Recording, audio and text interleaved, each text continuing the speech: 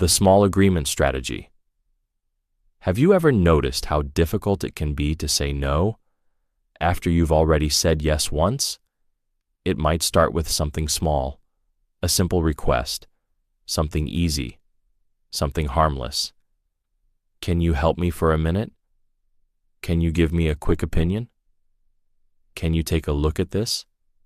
Most people agree without hesitation, because the request feels minor, unimportant.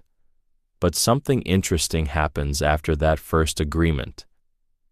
Your brain begins building a story about your own behavior, a story that says, I'm someone who helps, I'm someone who cooperates, I'm someone who says yes. Psychologists call this commitment and consistency. The human brain likes consistency. Once we take a position, we feel pressure to behave in ways that match that position. Imagine someone asking you for a small favor. You agree. A few minutes later, they ask for something slightly bigger. Not too big, just a little more. And because you already helped once. Saying no suddenly feels uncomfortable.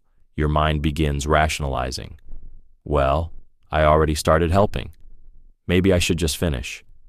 Then another request appears, and another, each one slightly larger than the last, each one easier to accept because of the previous step. This technique is often called the foot-in-the-door strategy. It has been studied in psychology for decades, and it works because people prefer consistency over contradiction.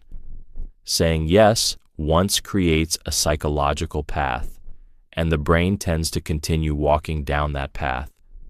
But the interesting part is that most people never notice when this process begins.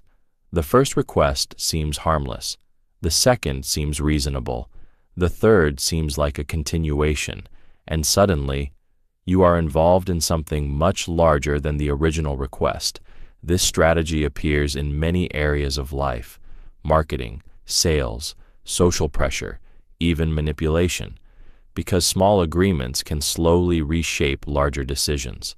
The human brain does not like to appear inconsistent. Once we start a pattern, we often continue it, even when the situation changes.